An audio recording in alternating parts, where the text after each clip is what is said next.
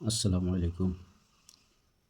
আমার সুপ্রিয় দর্শক বন্ধু, সম্মানিত অডিয়েন্স, আপনাদের সবাইকে জানাই 28 রোজার অনেক অনেক শুভেচ্ছা, অভিনন্দন।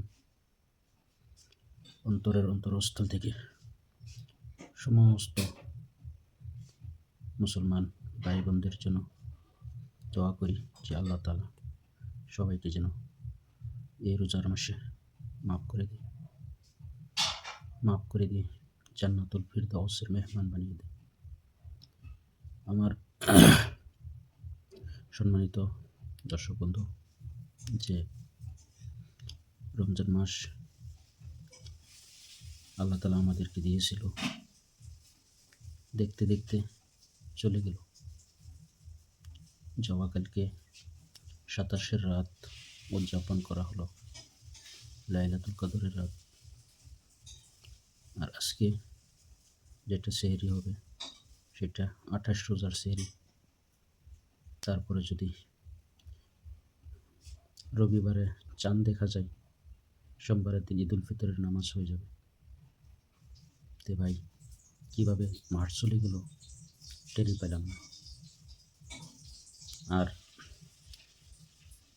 রাত্রে যখন মা বোনেরা রান্না করার জন্য ওঠে, তখন আমাদের ভাই বোন তো আপনাদেরকে বলবো যে সেই সময়টা, সেহরির সময়টা আল্লাহ তাআলার রহমত বর্ষিত হইতে থাকে।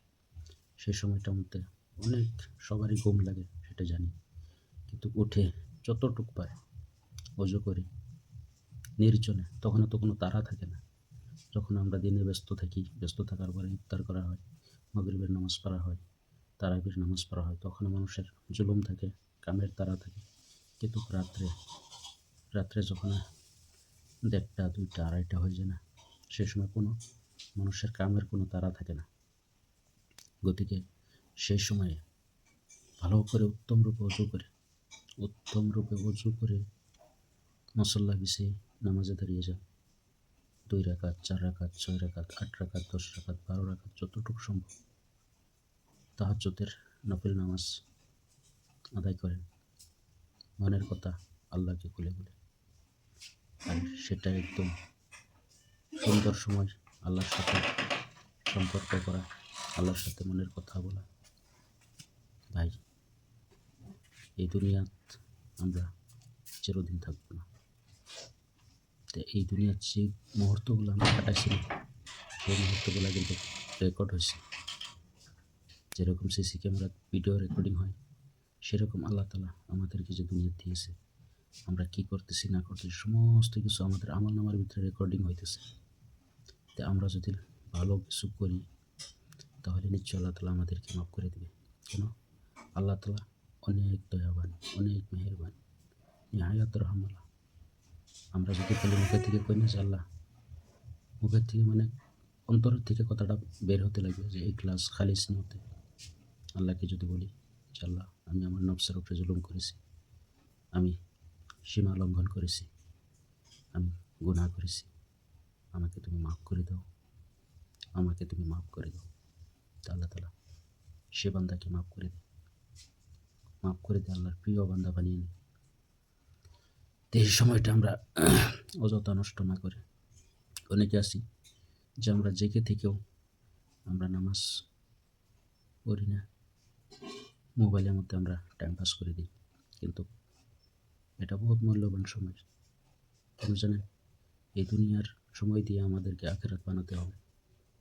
তো আমরা যদি 2, 4 রাকাত, 6 রাকাত, 8 রাকাত যতটুকু পারি নির্জনে দৃঢ় স্বস্তিরে ভালো করে আমরা কোরআনের তেলাওয়াত করে আল্লাহর নামাজ পড়ে যদি আল্লাহর কুদরতি কদমে সেজদা করি, তাহলে আমাদের দুনিয়া ও আখিরাত দোনো জাহান সার্থকময় হবে ইনশাল্লাহ।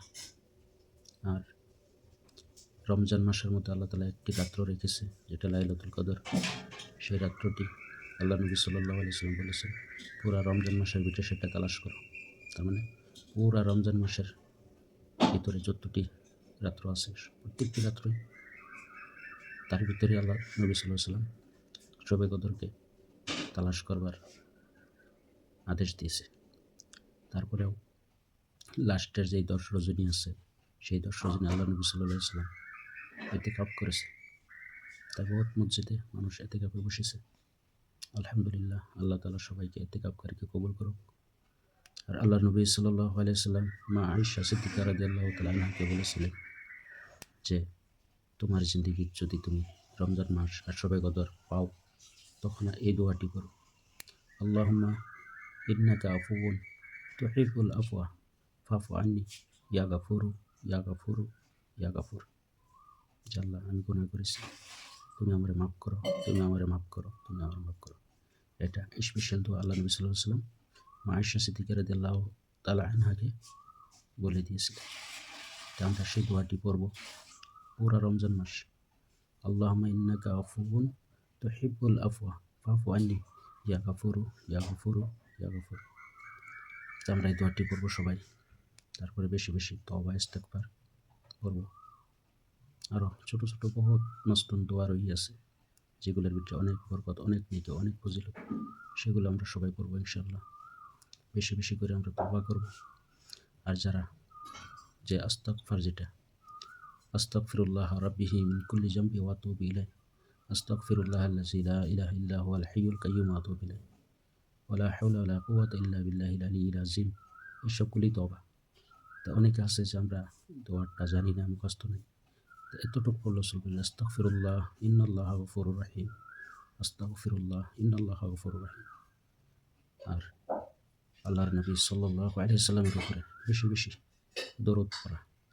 যে রমজান ছাড়াও যদি কোনো মানুষ একটি দরুদ পাঠ করে না, তার